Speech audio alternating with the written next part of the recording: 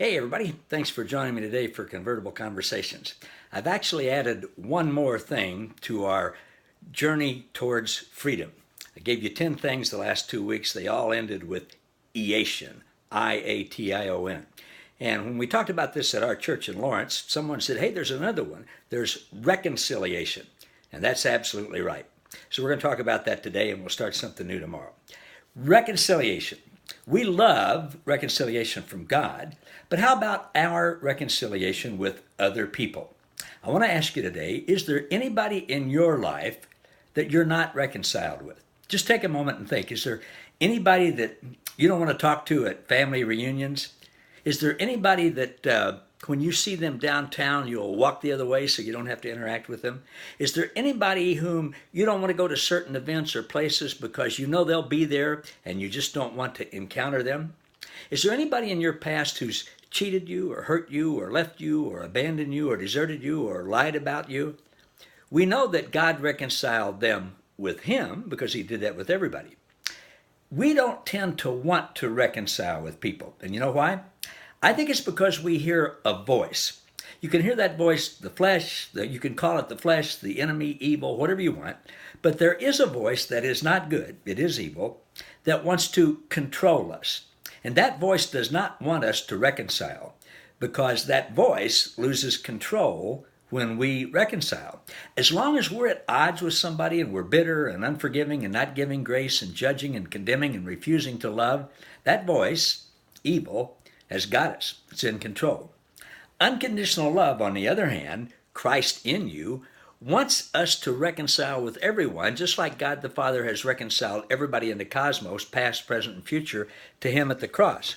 And that's what He wants us to do with other people. Unconditional love is all about union, oneness, relationship, community. The evil voice, on the other hand, is all about separation and division and strife. The voice says, oh, don't reconcile with them. That'd be stupid. They hurt you. It was their fault. They're wrong. But Christ in you says, I'm not about right and wrong. I'm about relationships, restoring relationships, the reconciliation of all things.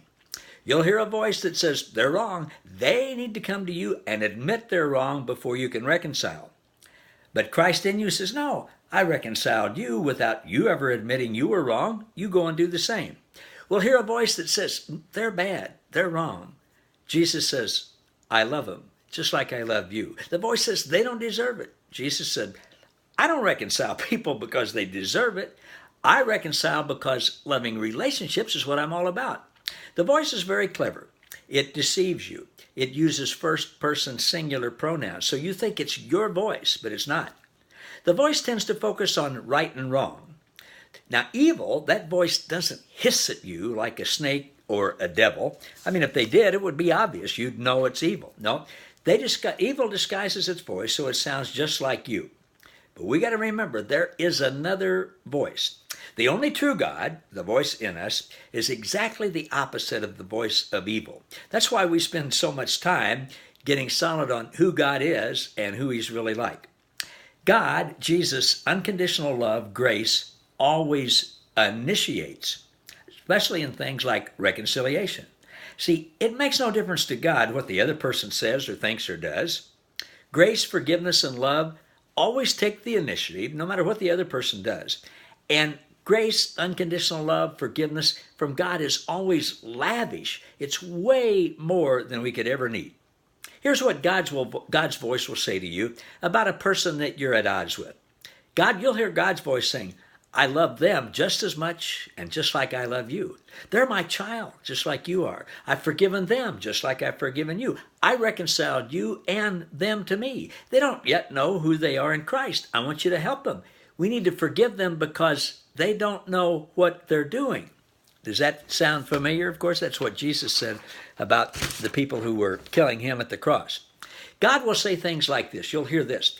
I always take the initiative in forgiveness and reconciliation. I always give way more than people need in advance. I never give just a little. I'm not stingy. I always lavish unconditional love and grace and forgiveness on people, and I want to do that as you. So let's you and me, God says, decide in advance that we've forgiven them. Let's lift the transgression against us off of them and take it away and not hold it against them and never bring it up again. Let's determine that they are already reconciled to us because of our choice. They don't need to do anything. They don't need to come to us. They don't need to ask for forgiveness. They don't need to forgive us. They don't need to say they're sorry. They don't need to make amends. They don't need to pay us back. They don't need to be reminded of how much they hurt us. They don't even need to be told what they did. Let's just decide and unconditionally love them, forgive them unconditionally, and give them grace and accept them and include them. All right. Now you know what the two voices will sound like. Here's a little assignment if you're willing to take it. Ask God to show you who there is in your life that you might need to reconcile with, and then let Jesus in you do it as you. All right. Hope that's been helpful. We're going to start something new tomorrow. Join me then. Thanks, everyone.